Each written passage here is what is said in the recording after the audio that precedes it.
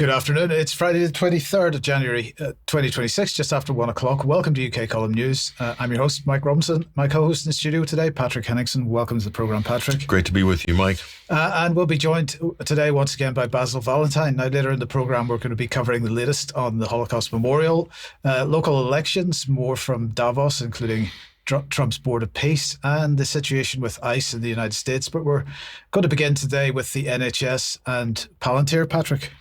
Well, this is a really important story for people in the UK, and I think we're going to be able to lay out the facts here. And I want to get comment from both you and Basil Valentine on this. But the NHS and Palantir, this is a relationship that is now inextricably linked.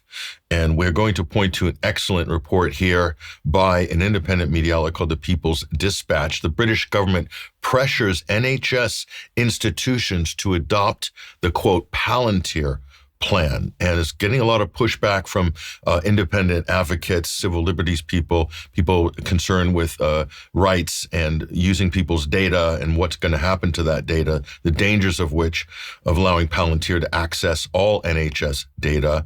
And Keir Starmer, what is his position on this? What is the Starmer government's position on this? Let's look at a couple of takeaways from this issue right here. First of all, the government officials have attempted to reassure patients and staff that safeguards would prevent misuse of NHS data, claiming that data would be anonymized or pseudonymized. This is a tongue twister right there. However, that such assurances can be misleading. The nature of health data is that it's so personal that it's actually very difficult to fully anonymize. And we'll go on here. The analysis continues.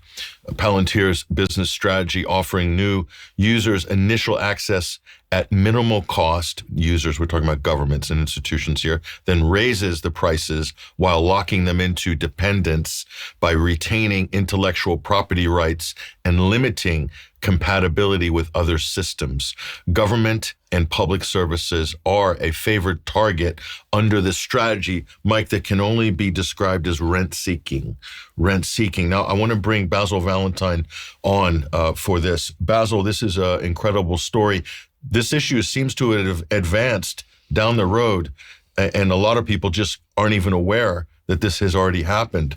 Give us your thoughts on this important story.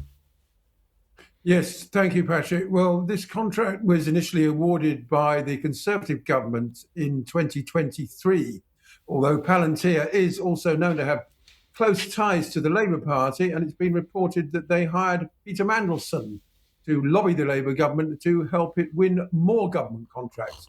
This particular contract is up for renewal in February of next year, and last year in 2025, the British Medical Association passed a formal resolution calling for the cancellation of the contract. The BMA, of course, the organisation that represents British doctors. The resolution said the involvement in Palantir in the NHS threatens to undermine public trust in NHS data systems due to a lack of transparency in how the data will be stored and processed. A track record of creating discriminatory policing software in the US, that, of course, is Palantir's other speciality, and close links to a US government which shows little regard for international law. The British doctors there making a sideways reference to Palantir's involvement in the Gaza genocide. Now, I'm pleased to say there is increasing pushback here in the UK against it.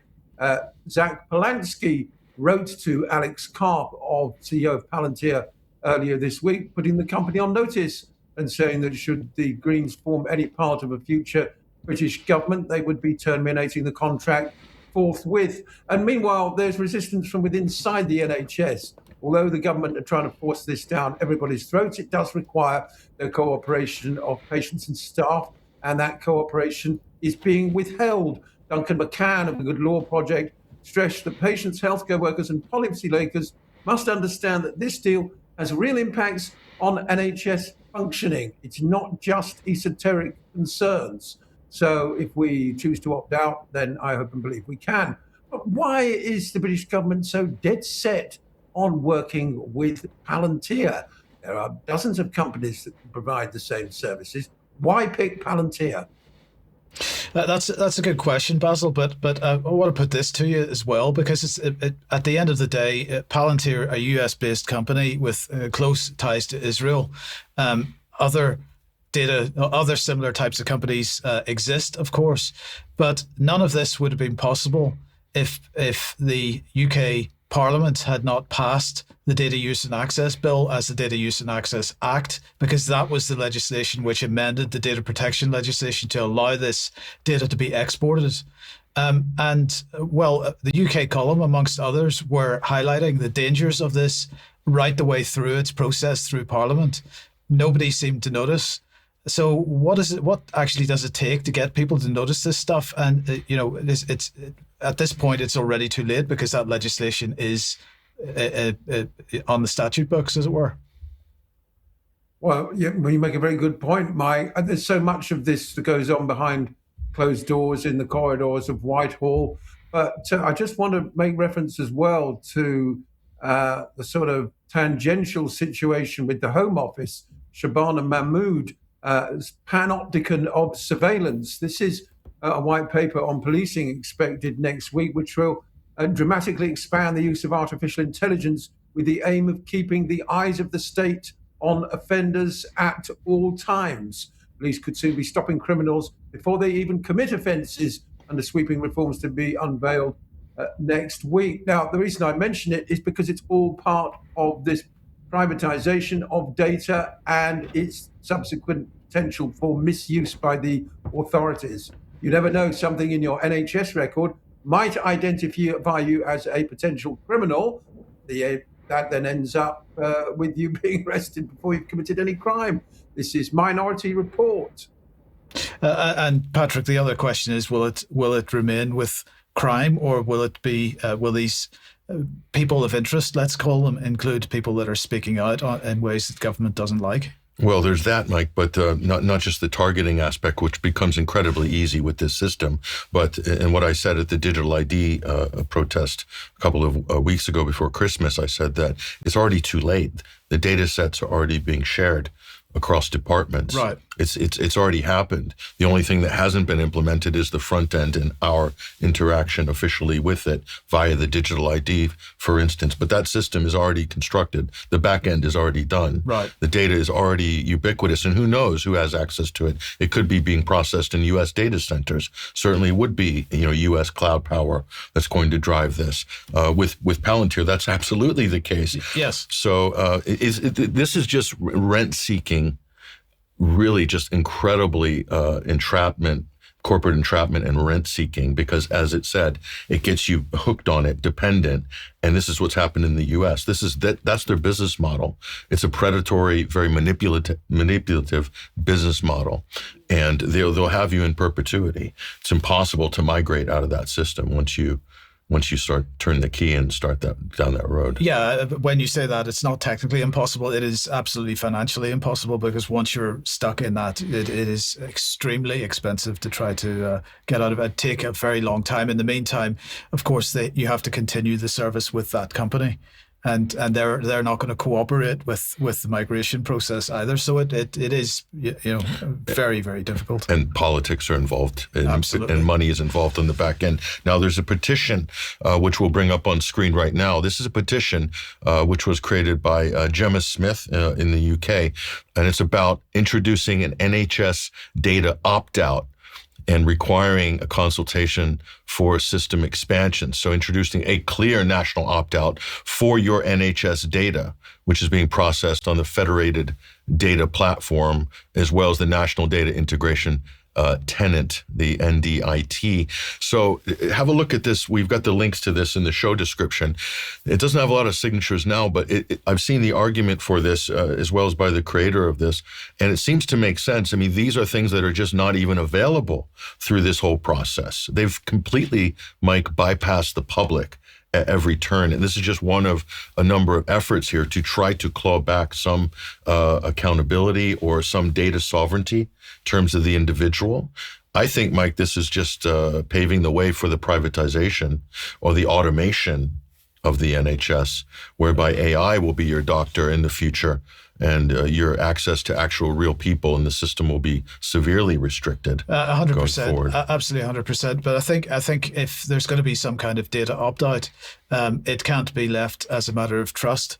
It's got to have a statutory basis and some kind of legal accountability in the event that perhaps you tick the opt-out box and that gets ignored. Because at the end of the day, do we trust any of these people to actually adhere to any wish to opt out? I don't. Is that a trick question? Well, indeed, yeah. Okay, well, we move on. We shall. Now, let's move on then to the Holocaust Memorial Bill. Now, it has now received royal assent, which the UK government says helps pave the way for a memorial and a learning centre in Victoria Tower Gardens. Now, this has been extremely controversial, as Charles in particular has been reporting on for quite some time now. This was done, they say, just in time for Holocaust Memorial Day, which is on the 27th of January. And they're saying that once built, the memorial will stand at the heart of our democracy. That's their words. It's going to stand at the heart of our democracy. Now, the bill was first introduced in 2023, and it recommitted that the government. It was a recommitment by the Starmer regime from something that the previous Tories government had decided to run with. It removes a legal blockage caused by historic legislation, which was preventing this being built in Victoria Tower Gardens because of planning permission limitations. So those planning permission limitations have been removed. So let's just have a look at what Keir Starmer had to say before we get some comment here from Patrick and Basil. He said, "We must do everything possible to advance Holocaust education while we still have survivors able to guide us. Located at the heart of our democracy," so he repeated that again, "it will strengthen our national commitment to challenge prejudice wherever it appears and defend the values that bind us together." Does it do those things? I mean, no. Irony is an irony-proof zone we're going into here. Well, exactly. Basil, what are your thoughts on this? Because this has been highly controversial and quite a number of people don't want it, bearing in mind we already have a Holocaust memorial in the country. Well, I take it he's referring to the Gaza Holocaust, and that's what this memorial is for, surely. Yeah, well, that is a good question. That's a good idea by Basil. Basil, maybe there should be two side by side. I would support that. We have a memorial for the tragedy and the genocide in Gaza and a Holocaust memorial. That's fair, and then people can learn about both and learn the lessons from history from both tragedies. What do you think? Well, the mantra is never again, but as a number of Israeli spokespersons and assorted talking heads have said, as far as they're concerned, it's never again only for them, but not for thee. So it's the most appalling double standards being exhibited here by Starmer. Those utterly weasel words, while he himself has been not just complicit, but as we know through the spy flights over Gaza, actively involved in a genocide. I mean, we'll come on later to the moral atavism of Trump. But Starmer is no better. Yeah, and not only that, Mike, the whole Elbit Systems controversy. I mean, the government could have stepped in at any point. Absolutely. And just restricted arms sales and that type of activity while the case is in the ICC and the ICJ. I mean, most people would look at that as a no-brainer, especially with a prime minister that has a background as a human rights lawyer as well. That's the shocking part about it. Well, yes, but he's got other loyalties, let's put it that way. But let's just bring this on screen quickly because, as I say, there has been some pushback against this, and the main campaign, as far as I know, is Save Victoria Tower Gardens, preventing building in this precious London park. The details of this campaign group will be in the show notes as well, so go and have a look at that if you want to find out more. Okay, let's move on then to local elections, and of course the UK government has confirmed now that it's going to bring forward legislation to postpone elections for 29 councils. So if we just bring this on screen, this is for 29 councils that provided sufficient evidence on how postponement would release capacity to help deliver local government reorganization. That's how they were talking about it. So 29 local authorities are postponing elections. 34 councils are going to go ahead with elections. And that means, according to the government, they're very pleased for us all to know that. That means a majority of local elections will go ahead as planned. That should make us all feel a lot better. Now, what they say is that where elections are postponed, existing councillors will have their terms extended. And they're saying that elections to the new unitary councils are expected to take place in May 2027, with the new councils expected to be up and running in April 2028. But this was the bit, Basil, I really want to get your thoughts on this, because this was the bit that almost made me fall off my chair, because I'm going to quote what they said here. They said, "These decisions follow precedent. Between 2019 and 2022, the previous government postponed local council elections to protect local government reorganisation work." So postponement then, as now they said, is to enable focused work on implementing proposals.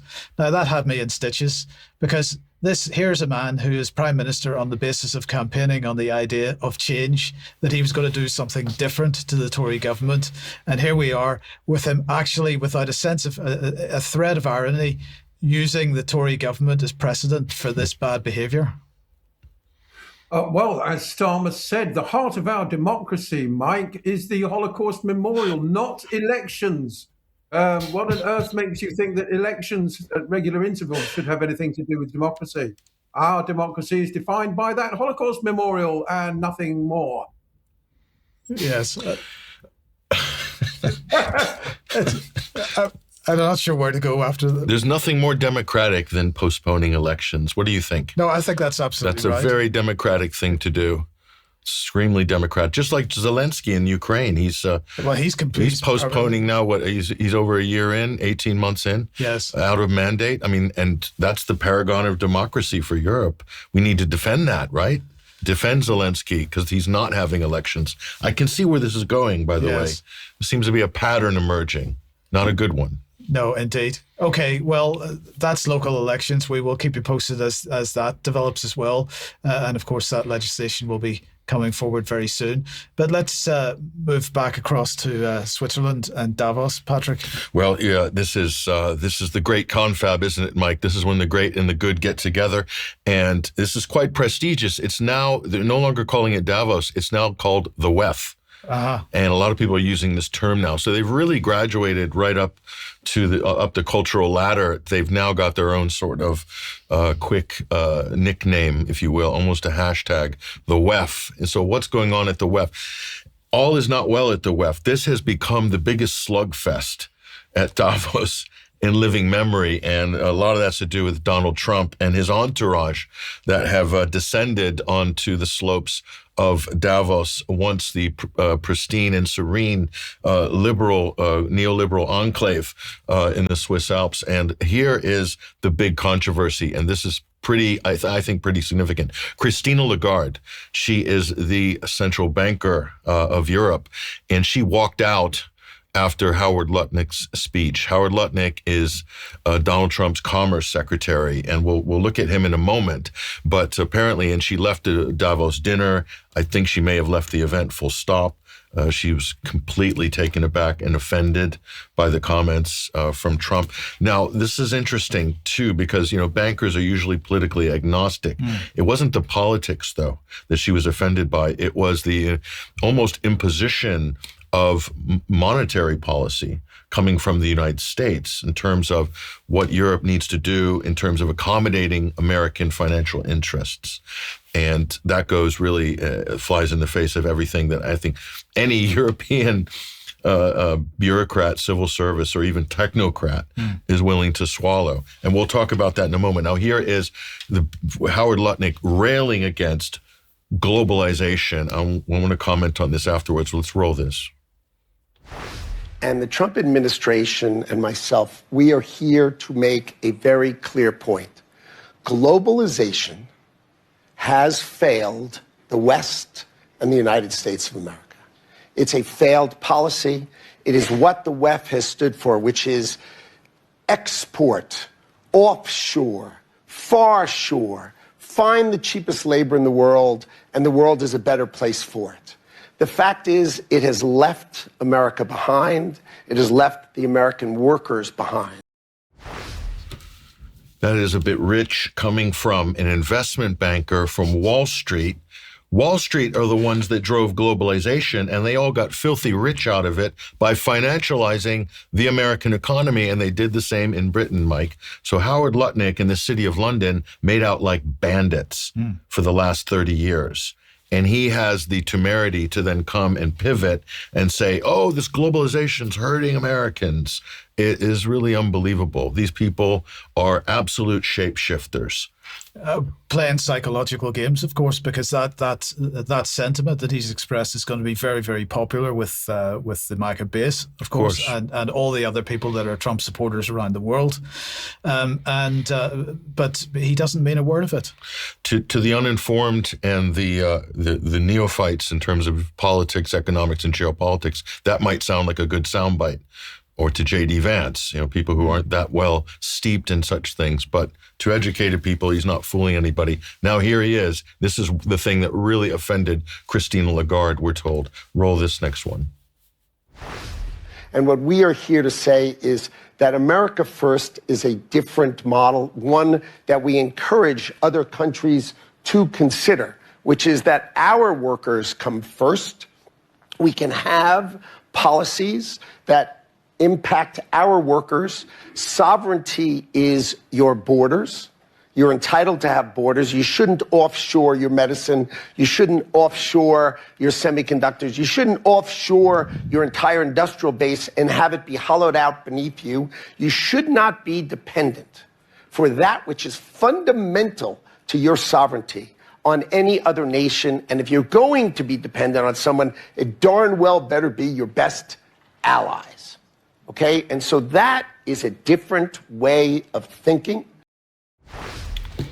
And of course, he's absolutely right in what he says there. I can't argue with anything that he said. But of course, he is one of the people that's implemented this offshoring policy over the last decades. He is. But, if the U.S. is so self-sufficient, why do they need to steal a country like Venezuela's oil and go and kidnap their president? I mean, the hypocrisy and just the balderdash that's coming out of these people is unprecedented. And then why does the United States need to go and grab Greenland if it's so self-sufficient and it's onshored everything? They haven't onshored everything. This is a globalized economy, and you really can't get out of the fact that countries need to trade. And then at the same time, he is threatening, the Trump administration is threatening punitive tariffs against European countries. So he's instrumentalized the whole purpose of the tariffs and turned it into sanctions, basically. There's no credibility from any of these people, and we don't know where to start. Howard Lutnick is a fanatic, is a political fanatic. He is absolutely an Israeli pick. Let's take a look at him for a moment. So who is Howard Lutnick? That is the question. An absolute Israeli lobby pick, and a lot of people are saying, Mike, that he is Trump's handler. You always see Howard Lutnick everywhere Donald Trump goes. He's scanning every word that Trump says to the press. You rarely see Trump without Lutnick present. So that's why people are calling him Trump's handler. And he's just always around, like lurking in the background. These sort of creepy pictures. This is from Air Force One here. He's almost become a meme in his own right here. And that's not it's endless creepy pictures. Here he is again. Well, you might not be able to see him, but believe it or not, there he is, right behind Lindsey Graham. I mean, so this is Trump's handler.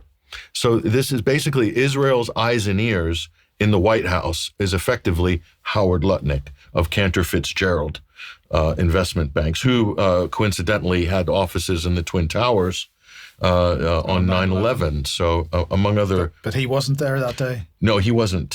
He was lucky. I think he was.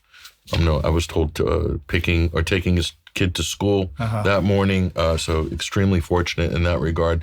Not everybody was, sadly, on 9/11. But not to change the subject, that's something people need to pay attention to. Who is steering Donald Trump? Who is Trump's handler? And we believe, or a lot of people now believe, it's Howard Lutnick. And it's kind of becoming obvious at this point. Okay, thank you for that, Patrick. Okay, let's move on then. If you like what the UK column does, we do need your continuing financial support more than ever, in fact, as we'll be letting people know more about very, very shortly. But just have a look at the front page of the UK column website. There's a link there that'll take you to where you can find out more details of how you can support us. Please do share anything you see on the UK column website or anywhere else, in fact, that's ours, because that helps us beat the censorship regime.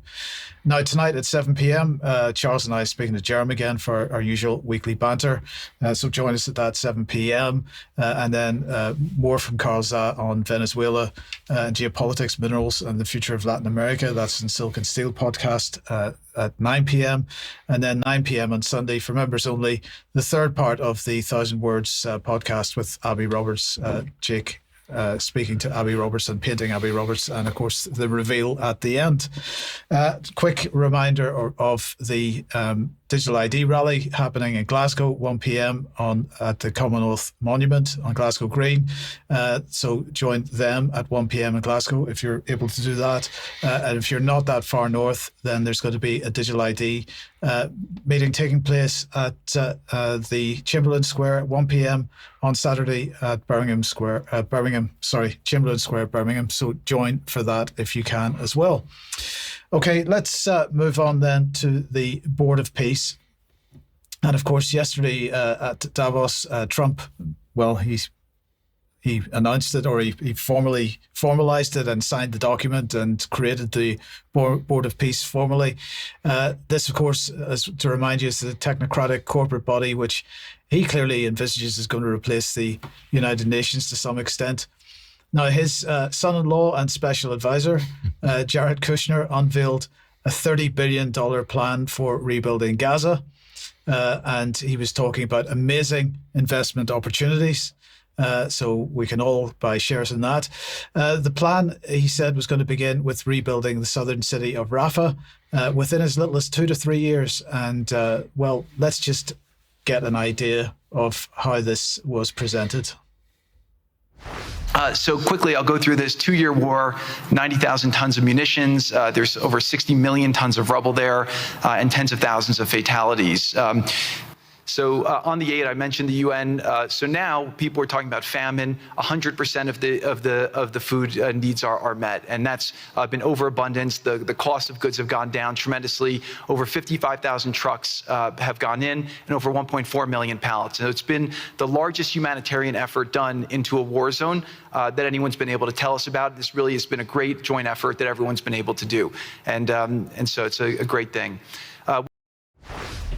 So first of all, Patrick, do you buy that, this claim that 100% of Gazans' food needs are met, that this is the greatest humanitarian effort going into, and you notice he used the term war zone, when in fact this is a genocide. So, what are your thoughts on his comments? He's absolutely lying. He's lying right to the camera. He's lying to the world. But these people have proven that they don't really have any conscience left when it comes to this area.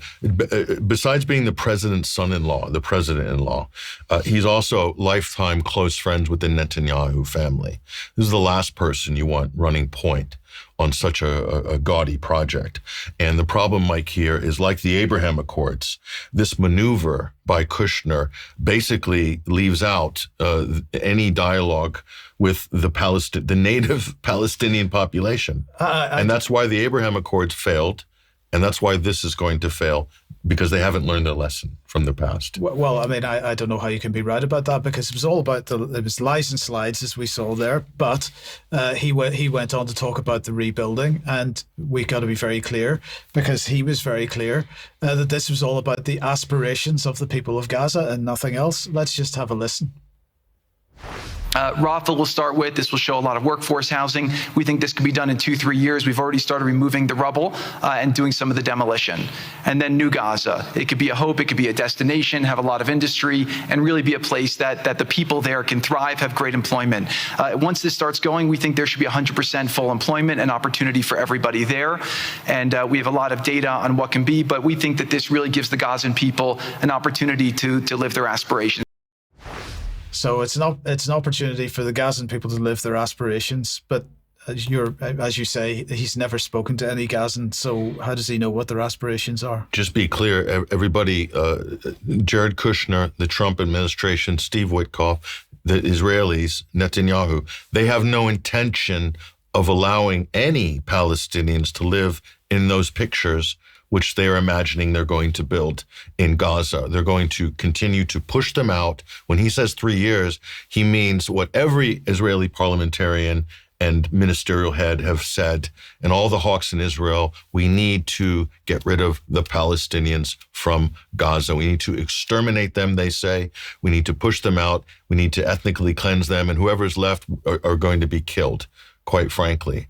And they'll have, hopefully, in their mind, some cheap labor by Palestinians, which they'll push into camps, into like concentration camps or labor housing or labor camps. And they believe that they'll voluntarily or want to rebuild Gaza as a new Dubai for foreigners with tons of money and for Israelis to move in and Americans. And they believe that somehow that Palestinians are going to be okay with building this new Dubai on top of the dead bodies and remains of potentially hundreds of thousands of Palestinians, including women and children. That's basically the gaudy, audacious move that's going on here. And, Mike, it's going to fail for a number of reasons, which I could talk about afterwards. But we'll talk about that in extra. But then Kushner went on to say that the plan assumes that Hamas has agreed to demilitarize. So let's see what he said on that point.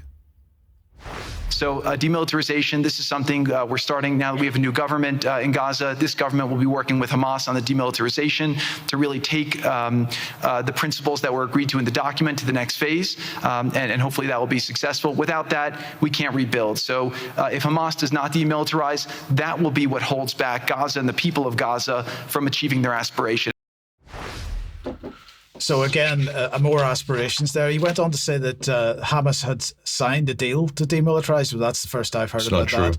Yeah. And he then went on to say that is what the United States is going to enforce. So he's implying that if there's no demilitarization, that in fact we'll not only see direct Israeli activity in Gaza, but we're going to see United States activity in Gaza. That's an absolute lie, what he said there. There is no deal. There's no new government. They haven't, the U.S. and Israel haven't installed a new government in Gaza. Hamas has not signed anything to disarm. It hasn't happened. Right. So the level of lying here and gaslighting is quite extraordinary.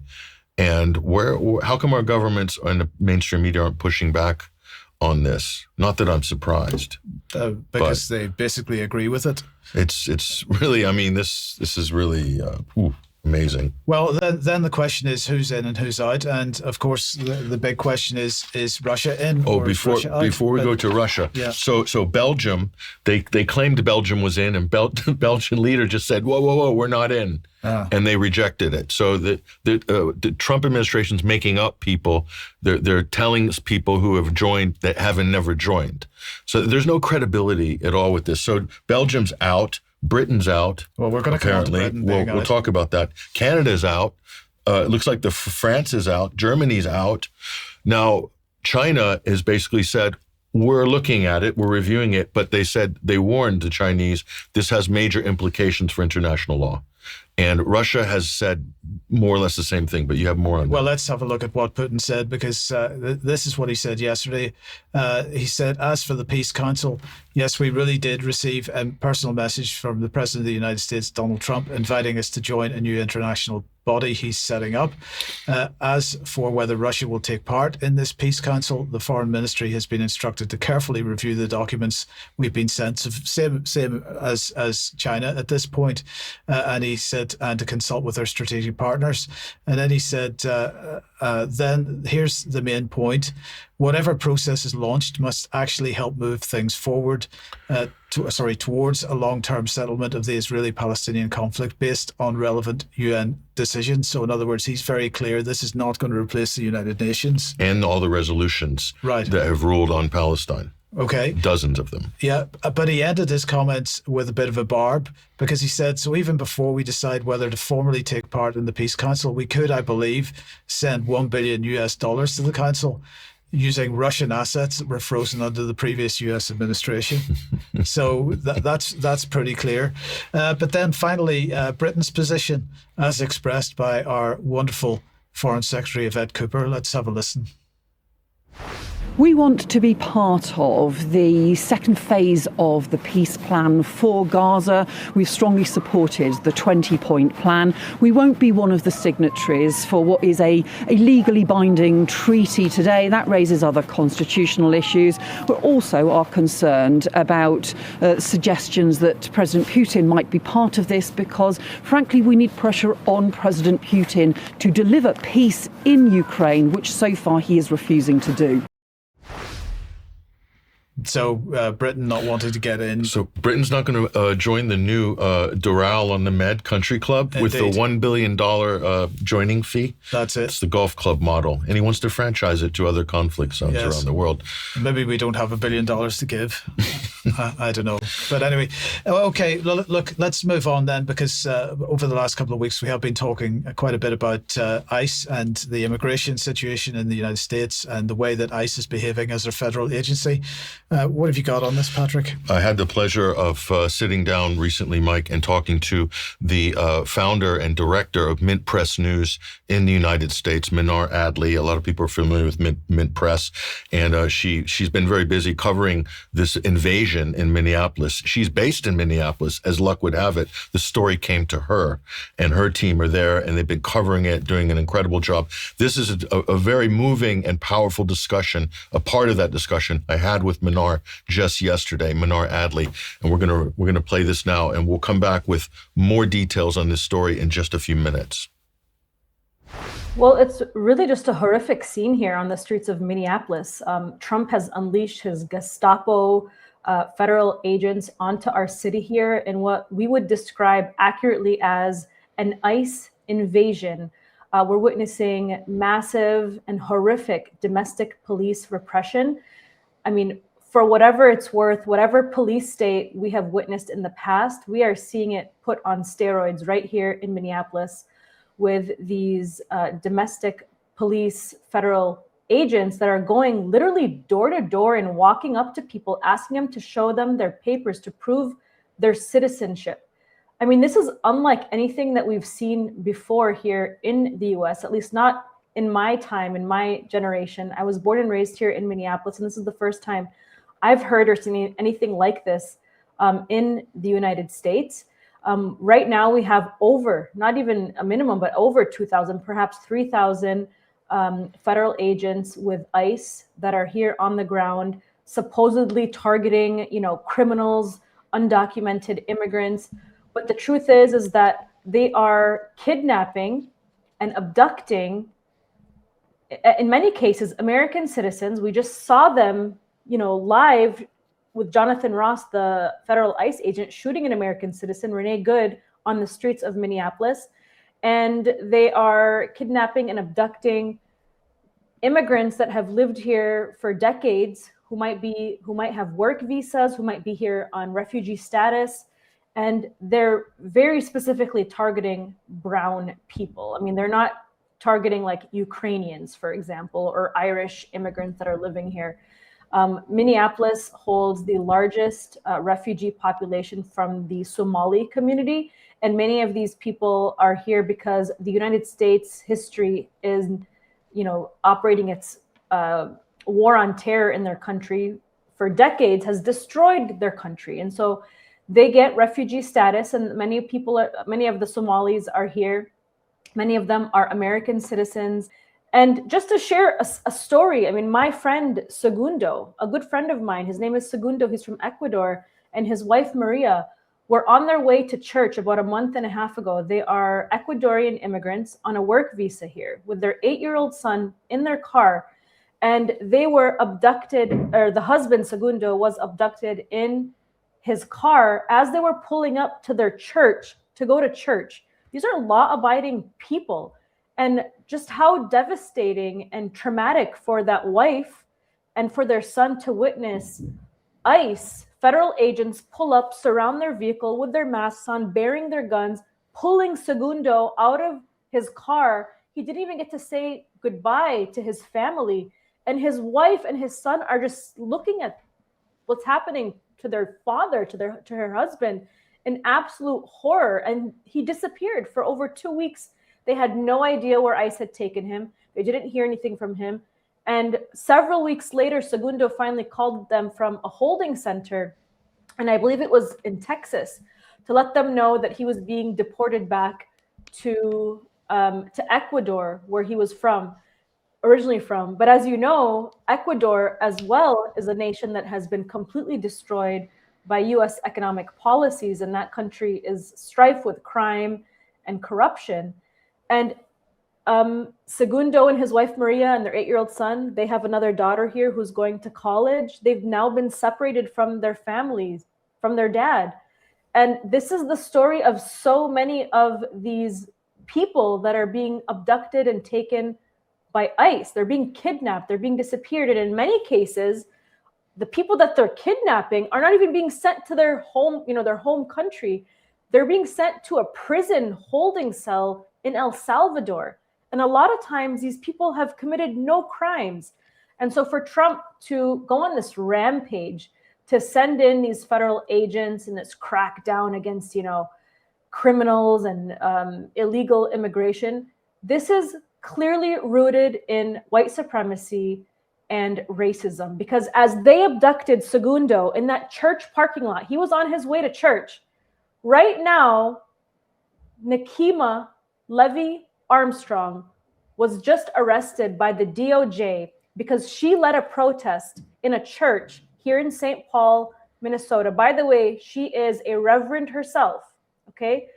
And she is a civil rights attorney, an African-American sister who led a protest inside the St. Paul church against a pastor who's also the regional director of ICE. And she was arrested for disrupting a church service.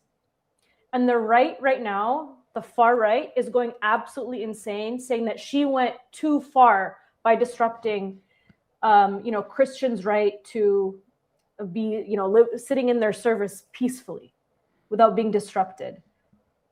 While they are literally abducting other Christians who just happen to be brown-skinned and Hispanic and Latino, and that's okay. Segundo was abducted in a church parking lot, and he was sent back and, completely terrorizing his family. And now they just arrested Nikema because she led that protest inside of a church. And they're quoting the Bible. That's what they're doing. They're quoting the Bible. People on the far right are quoting the Bible like, this isn't Christianity. Well, what's not Christianity is is having an ICE pastor connected with ICE terrorizing our communities. And many times they're also Christian, just like Segundo's story. And that story is on my mind, Patrick, because it's a good friend of mine. Every single person here in Minneapolis knows somebody who has been kidnapped and deported by ICE. And something that's really interesting that has happened is that ICE federal agents have actually stopped off-duty police officers here in Minneapolis and asked them to show them their papers.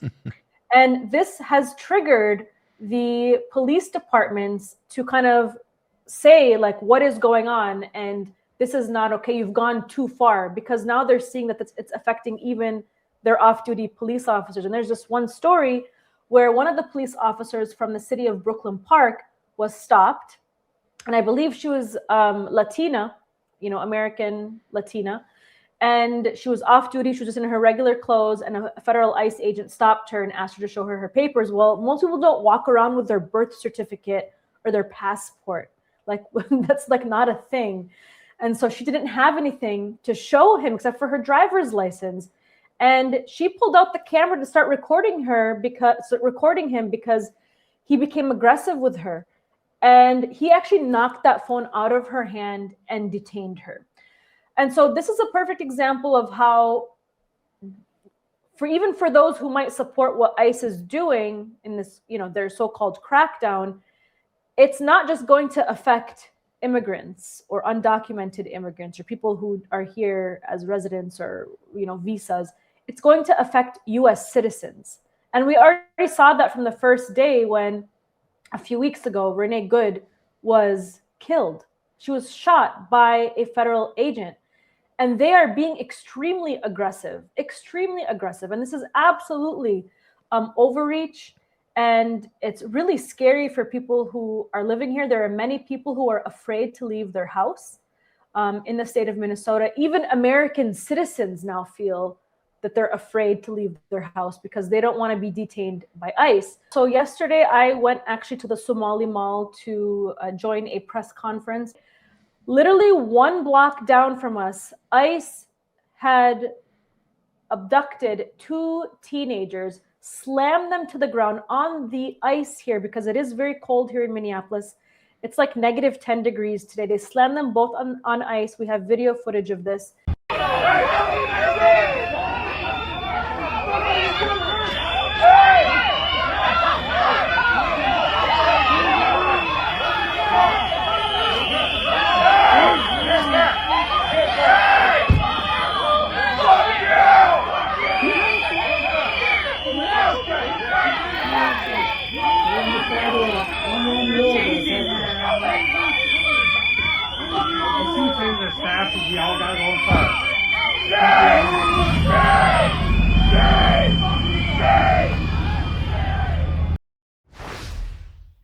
Great reporting by Mint Press News. That's Mnar Adley. She's an award-winning journalist.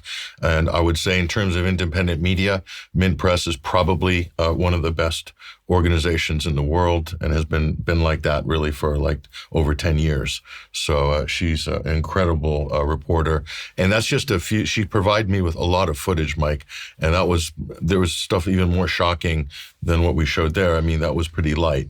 But, perhaps we'll share some other clips from this interview on future programs. But suffice to say, Mike, that's about as good of a clear account as you can get on the ground there from Minneapolis, and we'll be getting more like that as well. We'll undoubtedly be talking about this in extra. Now, I want to bring this on screen. This is Whistleblower Aid. Now, they describe themselves as a pioneering non-profit legal organization that helps public and private sector workers report and expose wrongdoing. It was founded in 2017, and they say they've supported and advocated for whistleblowers across government. This is in the United States, big tech, and other parts of the private sector, and so on. Right now, the organization does seem to be primarily funded, just for transparency here, by individuals, but they have also received in the past funding from the Omidyar Network and from Democracy Fund Voice, but foundation funding doesn't seem to be routine for them, though. Now, they've published a document, which is a report, so let's bring it on screen, by 2 anonymous whistleblowers. And they say Whistleblower Aid represents 2 anonymous United States government officials disclosing a secretive and seemingly unconstitutional policy directive. This policy directive authorizes immigration and customs enforcement agents to enter homes and residences without consent in order to conduct arrests and removals without a warrant issued by a federal judge. And it's the without a warrant bit, which is the important thing. Now, the memo was dated May the 12th, 2025, and was signed by the then acting ICE director, Todd Lyons. And that was recently determined that the Constitution and immigration law do not prohibit using administrative warrants to enter a residence. So that's their position. And the memo instructs officers to not identify themselves and give occupants a reasonable chance to comply, but allows all necessary and reasonable force if entry is refused. So that's what the memo was alleged to have said. Now, the Assistant Secretary of Homeland Defense, Tricia McLaughlin, took to X, and she said in every case that DHS uses an administrative warrant to enter a residence, an illegal alien has already had their full due process and final order of removal by a federal immigration judge. That's their claim. The officer also has probable cause. And then the official Homeland Security X account posted that in every case, we serve an administrative warrant, there's probable cause, and the illegal alien has had full due process and a final order of removal. So that's the claim from them. But that's strange because according according to the whistleblowers, it appears that the acting ICE director has authorized the very conduct that the DHS in 2025 legal training materials has called the chief evil against which the wording of the Fourth Amendment is directed: physical entry of the home without consent or a proper warrant. An administrative warrant doesn't cut it. But in the meantime, as Patrick was highlighting last week, ICE has become a major employer in the United States with apparently no particular restrictions on who can apply. And we should also recall the press release from Homeland Security Secretary Kristi Noem last year, which not only removed age restrictions on who could apply, but also offered all kinds of incentives.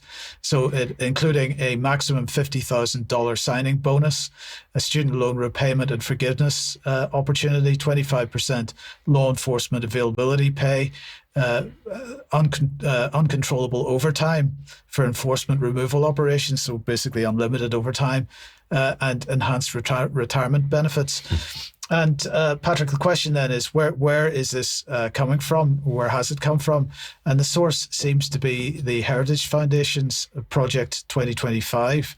And the key objectives in this document include clarifying and expanding ICE authority, removing restrictions on ICE operations, expanding expedited removal, reorganizing immigration functions, pushing for aggressive interior enforcement. This is all the key features of this. And we're seeing that on the streets of the United States at the moment. And you know, we're going to talk about this more in extra, but just for those that are sort of saying, well, these people shouldn't be there anyway, and abductions equals arrests. I'm just going to make the point once again. Once you start removing the rule of law and you start working your way around the regulations and the workflows that you're supposed to follow, and the U.S. Constitution, you are in a lawless state.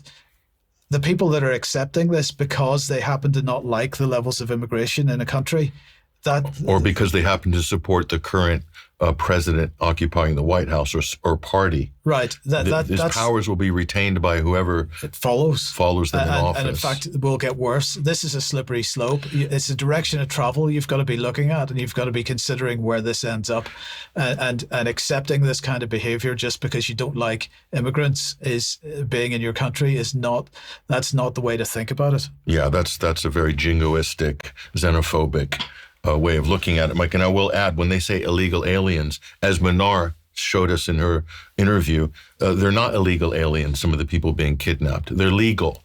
So that shows you right there that there was no due process. And that's why, and a lot of civil liberties attorneys now are being flooded, Mike, with cases. This is going to the Supreme Court, and the Fourth Amendment will be upheld on all of these cases, because this is just reckless what's going on here. And it's taking the rights away from all Americans, American citizens, not just, quote, illegals. Right. And that's the sort of short-sighted, ignorant viewpoint that unfortunately a lot of people have, because there is a lot of ignorance out there on this issue, because people are consuming really low IQ MAGA media and following bots on social media and being gaslit 24/7 on their favorite channels, when in fact there's a real world out there that I should remind people that exists. Absolutely. Okay, where does that take us then? Filton, let's come back to the UK and the Filton jury. We'll get a quick update on this. And again, we're going to point to this excellent Instagram channel here, Free the Filton 24. They've got already 40,000 followers, jury updates. And also, I want to give a shout out to this excellent website. If you want real-time, Mike, trial summaries from court reporting here, Real Media has just done an excellent job here. And you can go down and just scroll down from each week right down to week number 8.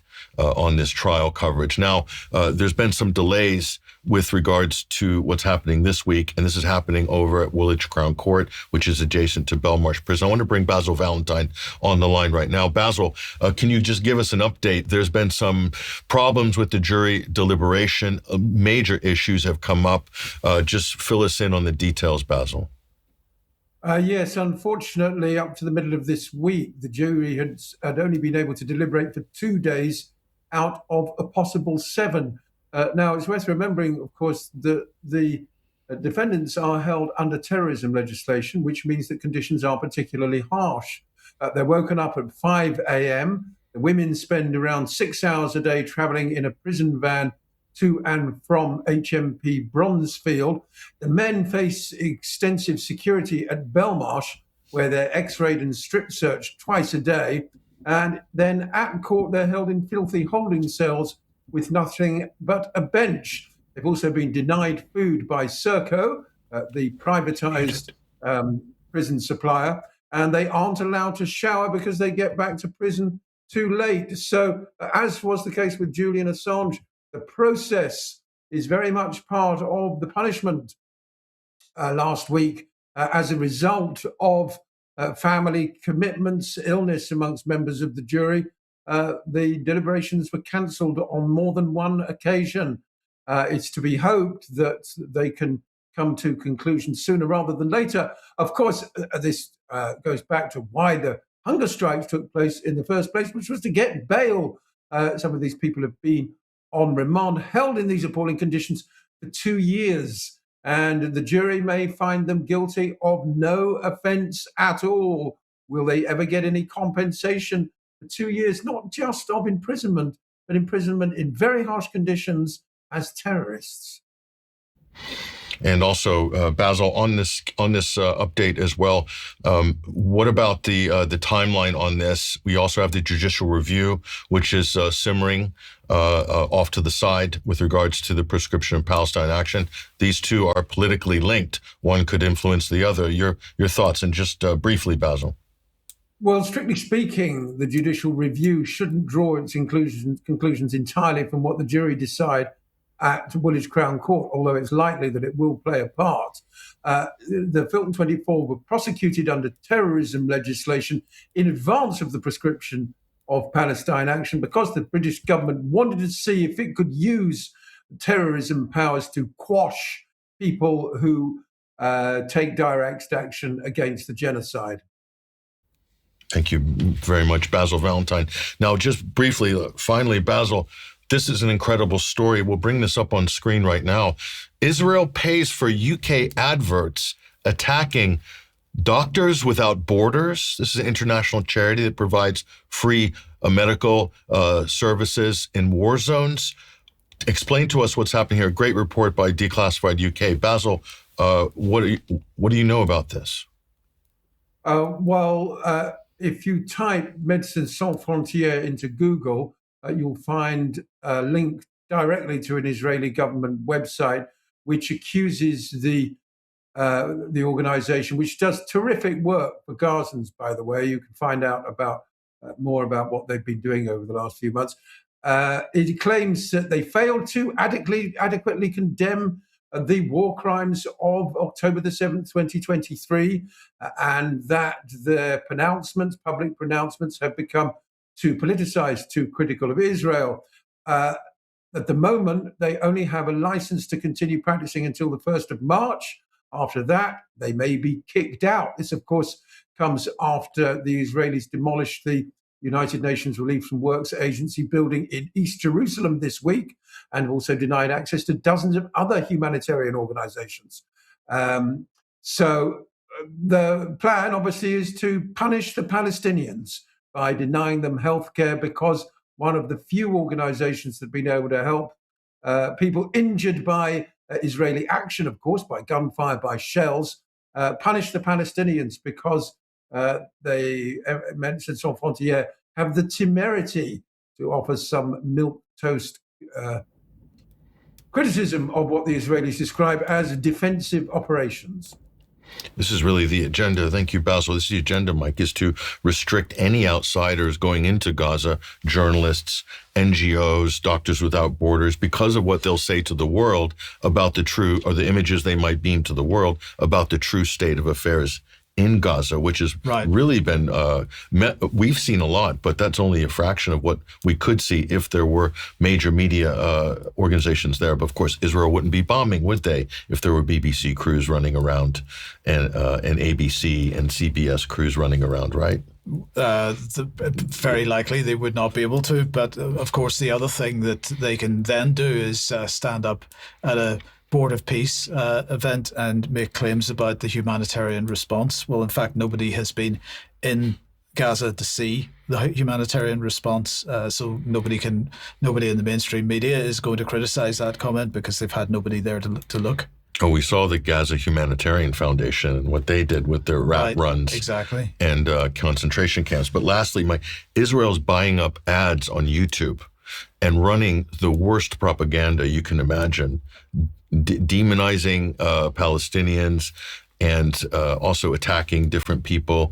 And even there was a report about Israelis who ran ads to collect donations, pretending to be Palestinian, to collect donations for a fake charity for Gaza. So literally running scams, trying to take advantage of Palestinian suffering. And YouTube is running these ads, and all these social media platforms have a hard time policing this stuff. Right. But we have seen so many reports of this since October 7th. And But of course, we have to go back to Netanyahu meeting with the youth in the United Nations and explaining how they were going to be funding thousands of influencers, never mind the ads, influencers as well, with a host of YouTube channels and so on. And we saw those influencers mobilized and kicked into action with the Iran riots, and they've been flooding social media, being paid $7,000 per post. Good work if you can get it. Anyway. It is indeed. Well, look, we have to leave it there for today. I'm going to say thank you very much to Basil and Patrick, and for everybody that's watched. We'll be back in a few minutes if you're a UK Column member for some News Extra. We'll see you then. With Basil Valentine. Absolutely, yes. We'll see you then. Thanks for joining us. Bye-bye.